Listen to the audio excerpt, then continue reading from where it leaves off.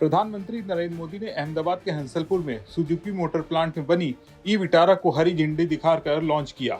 इस दौरान प्रधानमंत्री ने कार्यक्रम को संबोधित करते हुए अमेरिकी राष्ट्रपति डोनाल्ड ट्रंप को इशारों ही इशारों में बड़ा संदेश दिया है। मोदी ने जोर देकर कहा, भारत के पास लोकतंत्र की ताकत है, डेमोग्राफी का लाभ है और स्किल्ड वर्कफोर्स की सबसे बड़ी ताकत है, जो हर वैश्विक साझेदारी के लिए विन विन स्थिति बनाती है। उन्होंने उदाहरण देते हुए कहा कि सुजुकी जापान भारत में मैन्युफैक्चरिंग कर रही है और यहाँ बनी गाड़ियाँ वापस जापान को निर्यात हो रही हैं, जो भारत पर बढ़ते वैश्विक भरोसे का प्रमाण है।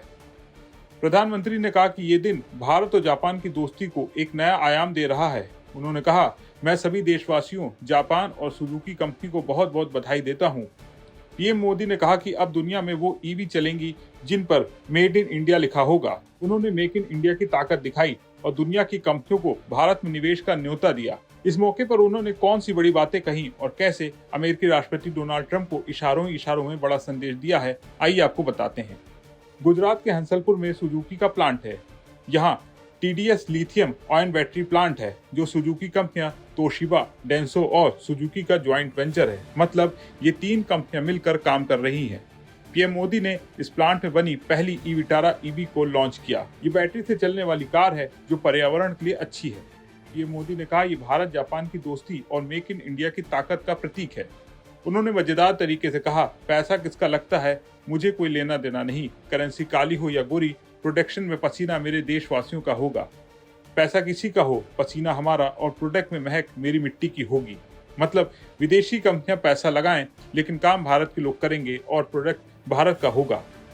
भारत जापान पार्टनरशिप की औद्योगिक संभावनाओं को साकार करने की बड़ी पहल यहीं गुजरात से हुई थी। मुझे याद है, हमने 20 साल पहले जब वाइब्रेंट गुजरात समिट शुरू की थी, तो उसमें जापान एक प्रमुख सहयोगी था।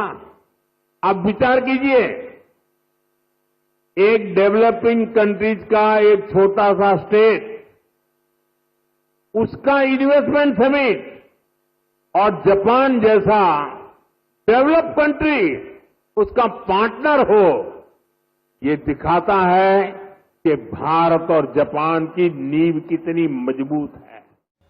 पीएम मोदी ने बताया कि भारत की मेक इन इंडिया अब मेड फॉर वर्ल्ड बन रही है। मतलब भारत में बना सामान अब पूरी दुनिया के लिए होगा। ये विटारा ईवी 100 देशों में भेजी जाएगी। ये सिर्फ टेक्नोलॉजी की जीत नहीं, बल्कि भारत के मजदूरों, इंजीनियरों और बिजनेसमैन की मेहनत का नतीजा है। पीएम मोदी ने कहा कि भारत और जापान का रिश्ता मेड फॉर ईच अदर है। उन्होंने याद किया कि साल 2012 में जब वो गुजरात के मुख्यमंत्री थे, तब मारुति को हंसलपुर में जमीन दी गई थी। आज वो विजन आत्मनिर्भर भारत और विकसित भारत का मजबूत पिलर बन रहा है।